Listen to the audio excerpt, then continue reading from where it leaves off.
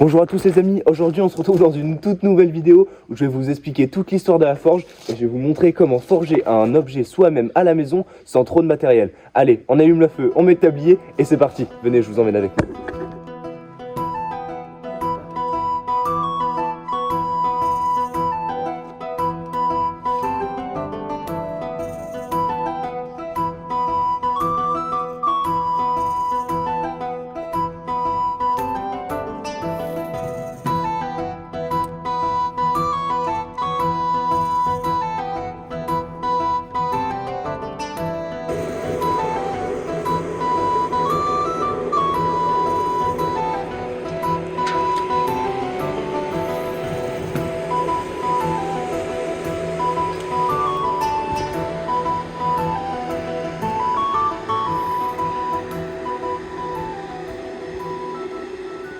Alors du coup j'ai plusieurs marteaux, lui c'est le gros marteau si j'ai vraiment envie d'aplatir quelque chose sans vraiment beaucoup de précision. L'intermédiaire qui va me servir dans la plupart du temps. Et le plus petit si vraiment je veux donner des coups de précision et que j'ai pas envie d'avoir un énorme poids dans la main. Ici j'ai mon briquet tempête de la Seconde Guerre mondiale pour allumer le feu. Un burin si je veux séparer deux bouts de fer en deux. Mon couteau qui me sert à pas grand chose juste ici. Mon gant. Voilà, très important parce que on travaille avec des températures du coup qui varient entre 800 et 1000 degrés. Donc c'est toujours important de se protéger la main. Un casque parce que même si ça fait pas énormément de bruit, au bout d'un moment on commence à avoir mal aux oreilles, donc il vaut mieux toujours se préparer. Et super tablier, voilà, parce que une petite étincelle au mauvais endroit et c'est tout le corps qui prend feu, donc il vaut mieux se protéger, il vaut mieux prévenir que guérir. Alors, mon système de forge, ici on a un vieux poêle de récupération qu'on a monté sur un trépied. On a aussi un aspirateur de chantier qui peut aspirer et qui peut aussi souffler. Du coup en fait on envoie de l'air directement là-dedans. Ça relie à juste en dessous là, je sais pas si on voit, on ne voit pas du tout. Et en gros ça envoie de l'air. J'ai juste ici une enclume qui date d'il y a un bon moment, mais c'est pas grave, elle marche toujours. On voit qu'ici il y a quelques petites imperfections, c'est pas grave, ça marche toujours. Et aujourd'hui ce que je vais faire, ça va être un couteau. Alors je vais me servir de ces deux toutes petites barres. Elles sont volontairement pas très grandes, d'accord. Elles ont un diamètre, à mon avis, de 2 mm. Je vais me servir des deux en même temps pour pouvoir faire mon couteau. Vous allez vite voir, moi je me suis fait un petit croquis auparavant pour voir un petit peu ce que je voulais faire. C'est toujours important d'ailleurs avant de commencer un projet. Et je vais directement les mettre dans le feu pour qu'elles commencent à chauffer et que je puisse faire la première partie du couteau.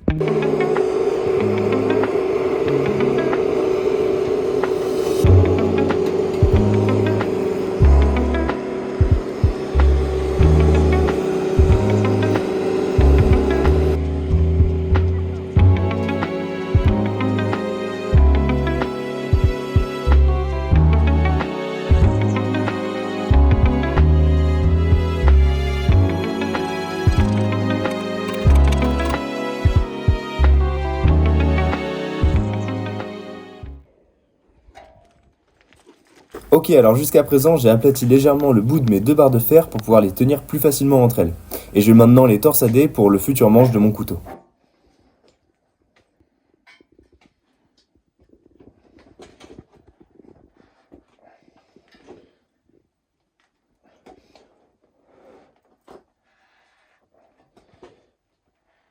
Une fois terminé, je retourne à la forge pour façonner la lame de mon couteau et la garde qui va venir directement se loger dans la torsade que je viens de créer.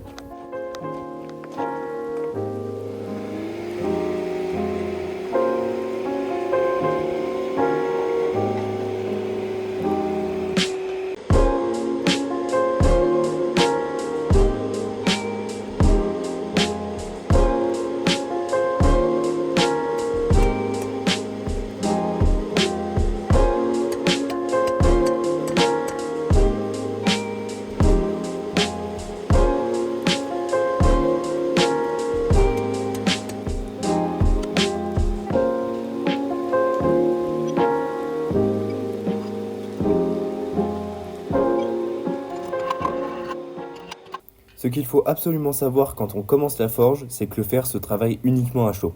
On est tous tentés de continuer à frapper parce qu'on veut voir son travail avancer plus vite, mais la forge n'est qu'une question de patience, et il faudra attendre que le fer soit de nouveau chaud pour continuer à frapper. Si vous voulez être précis et minutieux, il faudra donc prioriser les petits coups subtils plutôt que les gros coups à la masse.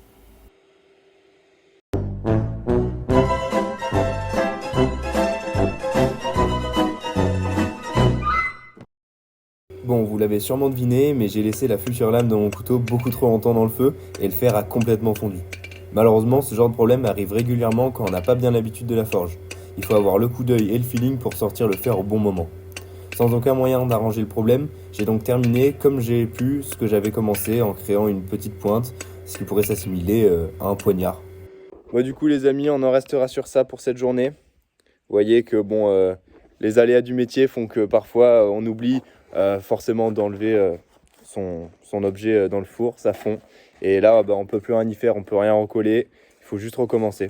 Je vous laisse avec un petit extrait de ce que je viens de faire, parce que même si bon, ça a fondu, j'ai quand même passé un petit peu de temps. Et du coup, j'aimerais bien vous le montrer.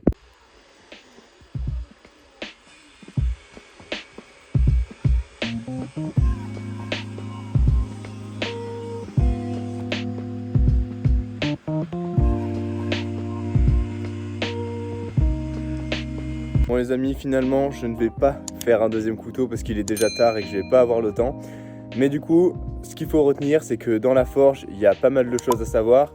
C'est pas non plus une activité, on va dire, qui est trop complexe. On peut commencer avec très peu de matériel à la maison, avec des objets de récupération. C'est un art à part entière, qu'on a perdu avec le temps parce que du coup, maintenant on fait beaucoup de choses avec les machines et beaucoup moins à la main.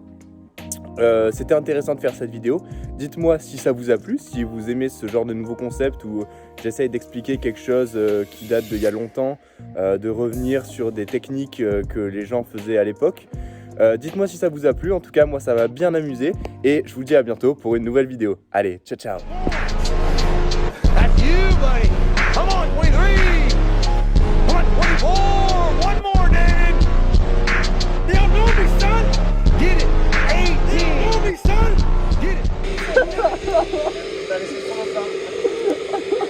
On va voir comment ça fait quand ça marche.